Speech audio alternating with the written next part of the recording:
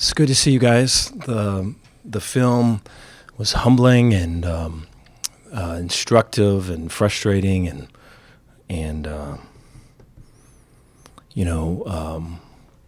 was hard to watch. And so to go through that as a staff and to get the answers that we need and to have a good plan and a prep for the guys walking in today has really been the focus.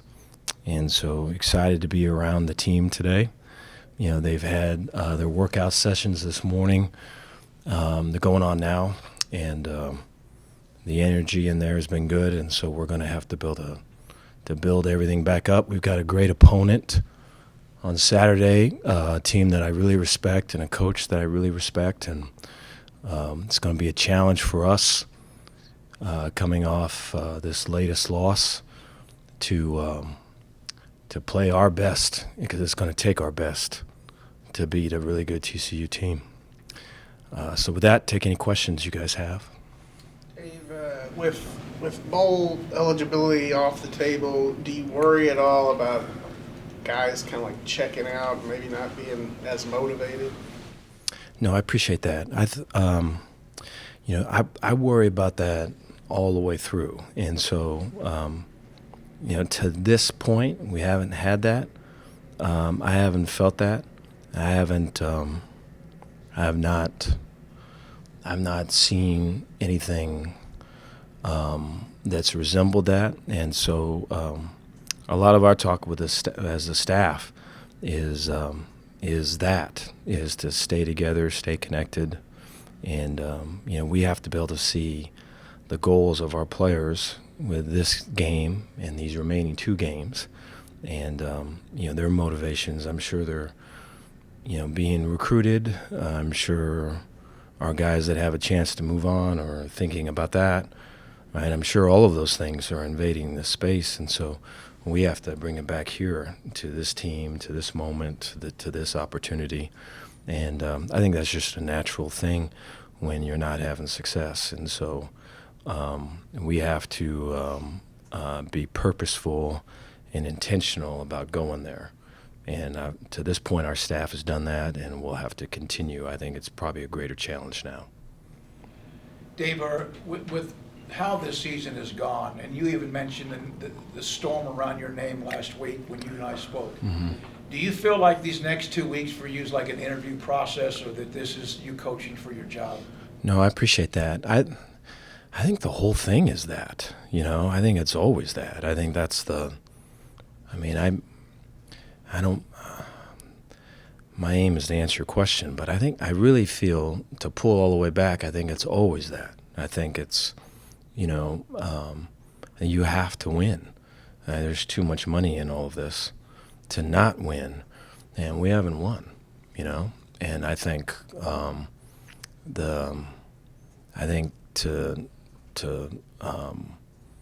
to know that, and then to kind of drop into Waco, Texas, and see that we're trying our best and we're doing all of it, and there's still great support, I think really speaks to the leadership and the type of people that they are, And so I'm very appreciative of that.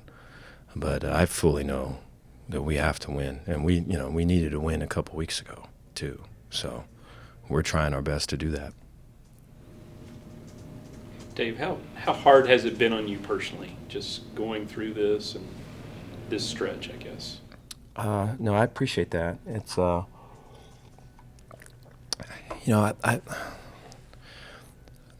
don't. It's kind of a hard question. I don't really think about myself too much. Yesterday, for example, I come in and I try to be able to get with every coach and sit through it and with them, and I think it's difficult for them. I think you really have to, when you lose, you have to move past. There's a tendency to kind of stay isolated and stay kind of in your room, and when you walk out, people won't make eye contact with you, or their eyes will shift down, and so you feel that and you feel bad for them, and so I think to try to encourage guys to go out and not get locked in, and to be proud, and to to have that sense of self-worth. I know grown men are struggling with that. I know the young guys are struggling with that. So I think a lot of your time is spent with that, you know. It's spent that way. We were talking this morning, like if everywhere is dark, you look, then you have to kind of check yourself because you are probably the light, you know. And we're probably the light. We got to stay screwed in. Our job is to stay screwed in, continue to give light. We will find our way out. Yeah. Dave, Big 12 protected Baylor TCU is kind of a every year rivalry. You know, what are your thoughts on that? You know, and then also any thoughts on it being called the Bluebonnet battle? Appreciate that question. Yeah, we just had just a press conference just right now, and was so impressed with just the students on both sides and just their intelligence and their passion and their spirit is way cool. And so you could tell. I mean, there was a Zoom, and so while they were speaking, the kids that were speaking obviously were real eloquent, did a great job. The kids that weren't, you could just see their heads were nodding. They were so enthusiastic, and it made me feel enthusiastic, you know.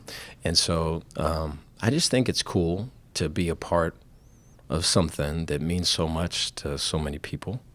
And you know, for Baylor and TCU to be going at it for this long, you know, I know there's kids on our team that we got that remember when they were younger and they watched this game, and there was a big, you know, bragging rights the whole year, and you know, families divided and all that. And so I know, you know, Sonny's got kids like that on his team too that have been through that. And so I think, you know, you could look at it from our lens of not having a great year, and you know, you're looking for ways to kind of get something extra out of a thing. This is a way to do that, and so it means something, and it means a lot. And so I'm appreciative of that and excited for it. And yeah, and yet the name, it's I mean, I can understand why, and I think it's kind of it's a beautiful kind of view when you think of all that, because I'm on 35 like you guys and can see all of it. It's just it's interesting when it's mixed with football, though. So, Dave, you mentioned after the Houston game that there's a lot of hurt left over from last year's loss against TCU. Mm-hmm. Is that any way playing into the motivation this week to go out there and maybe right any of those wrongs from last season? Appreciate that. I'm sure there is. You know, we've got a fair amount of motivators on this year alone, and just the rivalry is by itself. So, like we were just talking. But I have to imagine there's guys that were on the team last year that know what that felt like, and to be gutted like that, and I have to imagine that is a motivator for them. You know, you look back at the rivalry, there's been a couple, maybe not quite like that, but a couple games that have come down to the end, and so it speaks to a really good matchup. Coach, I know obviously we probably talked about it in the Zoom earlier, you know, spirit's been kind of down just with the season you've had, but do you think you're looking for a little more energy, and do you think you'll kind of see that, given that's just rivalry game and obviously the revamp of the Bluebonnet battle? Do you think you'll see a little bit more of that energy this week? Appreciate that. Yeah, I thought, I think that the energy to start the game, I feel like we've had, and I understand the energy. I mean, just look at me. I mean, I understand the energy. What is it? The energy reasoning. I get it, but I think for us, a lot of our energy has to come with execution and winning. I think that's the part probably that we're missing. We started the game, I thought, with some good juice, and I think we're ready to play. Defensively, that first drive, we're a couple inches short here and there, and then offensively, it's the first time in a while that we took the ball and scored a touchdown on the other end. It's been a minute, and so I'm way motivated with those guys. And so I think we have to continue to execute, to keep that going, to build it. So what ends up happening when you don't have success is that it's hard to stay in the present moment. you're always pulled back to the past, and then the past can be predictive if you let it of the future, and you have to fight against that. You have to say, it's not how I'm feeling, but it's what I do in this moment that'll lead to this next moment. And so execution and winning will help us with that. Dave, what do you see in TCU? Appreciate that. Yeah, they, defensively, they've got a really big front. I think their linebackers are really, really active, and I think is the productive part of their defense, and they'll play with a bunch of them. You get a tight end and a bunch of people in the backfield. They'll line like in a diamond shape with their linebackers behind their 3 down linemen. They're big dudes and physical, and so they come downhill and blow stuff up, and they've got good instincts. And the secondary, they've got some guys that they've got a guy that's back, and they've got some good speed and range. And so there is a playmaking component there and their play speed is very fast, and so that jumps off the tape when you watch it. And then offensively, talking about play speed, just they're a tempo team. They're the fastest team that we've played up to this point in terms of time left on the clock, and so I think that's a major deal. We play K-State last week. That's not a tempo team, and they play tempo because we've struggled with tempo, and now we're going into the world of tempo. And so we have to be better, and we've got to get it to where we're lined up. Our cleats are in the grass. We're in position to execute and play and all of it. I think they've had some injuries, and they're playing through it. I think outside they've got guys that can make one-on-ones, opportunities, kind of explosive, and so we have to minimize that. And then I think we've got to tackle their running back. Their O-lineman's very big, and they lean on you if you let them, if you get tired with the tempo and all of it. And then the running back, I think, is a dynamic guy, and he can make people miss, and he can bounce off a would-be tackler and take it all the way. And so it's a dangerous team. They've been fighting through some things of their own, but there are a bunch of just athletes there that are just ready to break out, and we just can't let that be versus us. On the field, do you expect any adjustments or changes? Get more young kids playing time? How does that change over the next 2 games? No, appreciate that. I think we should be getting Keytron back, and so he's been out the last 2 weeks, and so the forecast is looking good for having him back. I think Tizino, we're got our fingers crossed with him on our front, possibly coming back. B-Wash, fingers crossed that he's coming back. So I think we're going to get some guys that haven't been in the mix the last couple of weeks and trying to get them back. We could use them, We've been playing some young guys that majority of them throughout the whole season. Then there's a few others that we'd still like to redshirt. They're going to be playing their 4th game, so this would be the last game for them this year. And so to try to be able to balance that of the guys that, hey, we've taken their year, and then the guys that we're trying to save their year, we're kind of at that point right now. But I feel good about the youth and the production. I think, looking at next year, there'll be a bunch of guys that have played and contributed and have learned the lessons that you need to learn to be able to play good football here.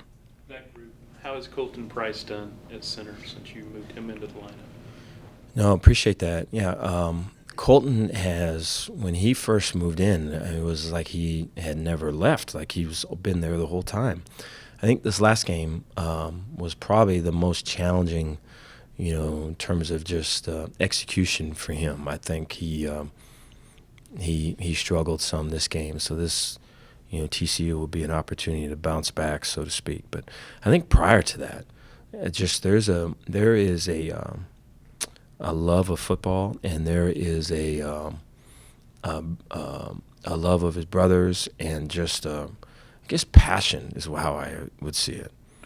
Colton would be somebody where if he's practicing, you have to have a strength coach kind of on the lookout to just pull him back because he's going to get carried away, right? And I mean, and we need that. And I think him coming into the fold of all of it, this last Saturday was the best that we've run the ball, and we're going to have to run the ball versus TCU, and he's at the center of it, in literal and figuratively. I think he is the leader in that, and it's just his passion leads the way, and so we're looking for a big week from him.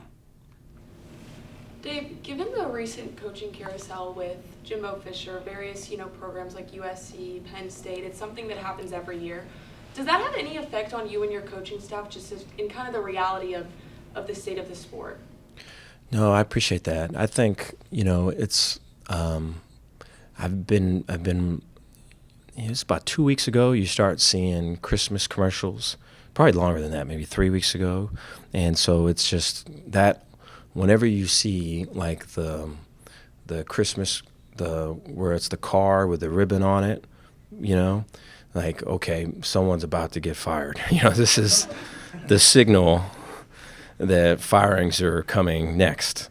And so I think, when you have success, Christmas can be cool because you can kind of listen to Christmas carols and kind of the whole, think about when you're a kid and growing up. And when you don't have success, you're thinking about, okay, this car with the ribbon means someone's, and that's just that's how it is. And so you sign up for that. And I think, for the guys that have lost their job, I feel for them because I know that, everyone intends to do well. But full respect to the business part of it because that is what it is. Thanks, Dave. Okay, thank you guys.